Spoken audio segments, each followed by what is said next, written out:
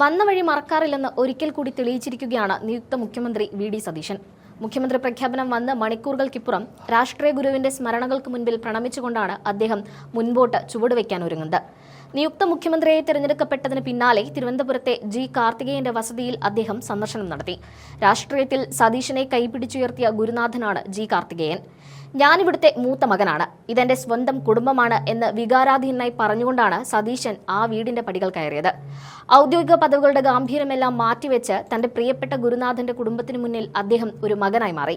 രാഷ്ട്രീയത്തിൽ താൻ ഇന്ന് എവിടെ നിൽക്കുന്നുവോ അതിന് അടിത്തറയിട്ടത് ജി കാർത്തികേയൻ എന്ന വലിയ മനുഷ്യനാണെന്ന് അദ്ദേഹം ഓരോ വാക്കിലും ഓർത്തെടുത്തു. തന്നെ വിദ്യാർത്ഥി രാഷ്ട്രീയത്തിന്റെ ലോകത്ത് നിന്നും മുഖ്യധാരയിലേക്ക് കൈപിടിച്ചുയർത്തിയത് ജിക്കാണെന്ന് അദ്ദേഹം നന്ദിയോടെ സ്മരിച്ചു.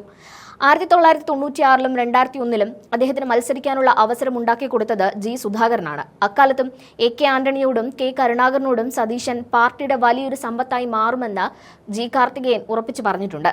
ആ വാക്കുകളാണ് ഇന്ന് യാഥാർത്ഥ്യമായിരിക്കുന്നത്. ജി കാർത്തികേയന്റെ വസതിയിൽ കുടുംബാംഗങ്ങളെ സന്ദർശിക്കാനെത്തിയ നിയുക്ത മുഖ്യമന്ത്രി വി.ഡി. സതീശൻ വികാരനിർഭരനായാണ് സംസാരിച്ചത്. ജി കാർത്തികേയന്റെ ഭാര്യ സുലേഖ ടീച്ചറെ കണ്ടപാടെ അദ്ദേഹം വിങ്ങിപ്പൊട്ടുകയായിരുന്നു. ആ വലിയ മനുഷ്യന്റെ വിരൽത്തുമ്പിൽ തൂങ്ങിയാണ് താൻ മുഖ്യധാര രാഷ്ട്രീയത്തിലേക്ക് വന്നതെന്നും തന്റെ ജീവിതത്തിൽ ഒരിക്കലും മറക്കാൻ പറ്റാത്ത വ്യക്തിയാണ് അദ്ദേഹമെന്നും സതീശൻ മാധ്യമങ്ങളോട് പറഞ്ഞു.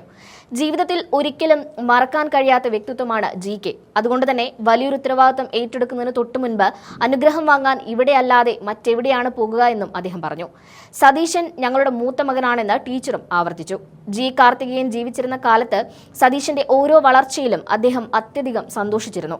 സതീശന്റെ ഉള്ളിലെ മിടുക്കനായ രാഷ്ട്രീയക്കാരനെ ലോകം തിരിച്ചറിയുന്നതിന് മുൻപേ ജി.കെ. തിരിച്ചറിഞ്ഞിരുന്നു. തന്റെ രാഷ്ട്രീയ പിൻഗാമിയായി സതീശൻ ഉയർന്നു വരണമെന്ന് അദ്ദേഹം ആഗ്രഹിച്ചിരുന്നു. ഉമ്മൻചാണ്ടിയെയും കെ. കരുണാകരനെയും പോലെ സാധാരണക്കാരെ നെഞ്ചോട് ചേർത്ത് പിടിക്കുന്ന, മതേതര മൂല്യങ്ങൾ ഉയർത്തിപ്പിടിക്കുന്ന ഒരു മുഖ്യമന്ത്രിയായി സതീശൻ മാറട്ടെ എന്ന് സുലേഖ ടീച്ചർ ആശംസിച്ചു. കേരളം എന്നെന്നും ഓർക്കുന്ന ഒരു നല്ല മുഖ്യമന്ത്രിയായ സതീശൻ മാറുമെന്നും അതിനുള്ള എല്ലാ കഴിവും അദ്ദേഹത്തിനുണ്ടെന്നും ടീച്ചർ ആത്മവിശ്വാസത്തോടെ പറഞ്ഞു.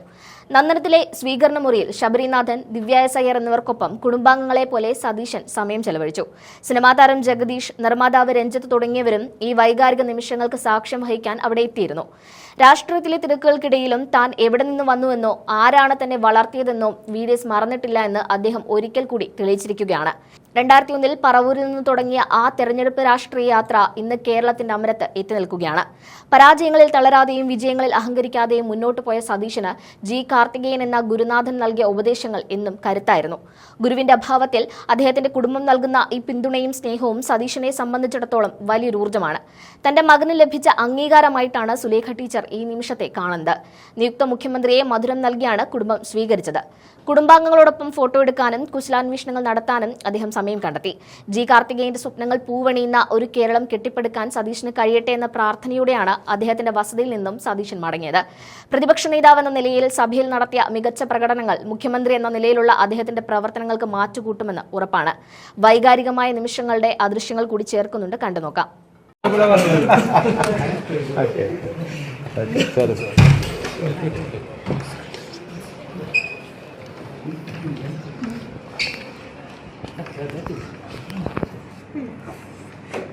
ചീഫ് മിനിസ്റ്റർ അങ്ങനെ ചീഫ് മിനിസ്റ്ററെ കുറിച്ച്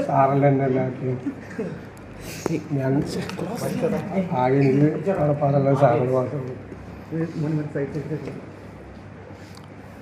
നമ്മുടെ പിള്ളേരെ പോലെ നമുക്ക് രണ്ടുപേരെയും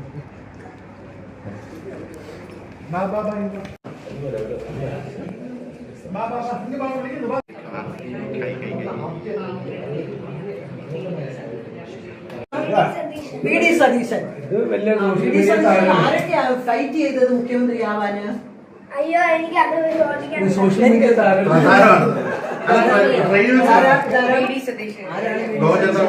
കേരള ചീഫ് മിനിസ്റ്റർ നമുക്കെങ്ങനെ അറിയാം?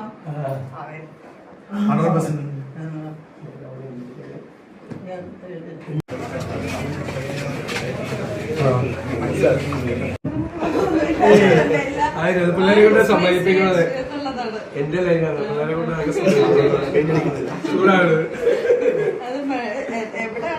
ഫ്രീയാക്കി വിട്ടു.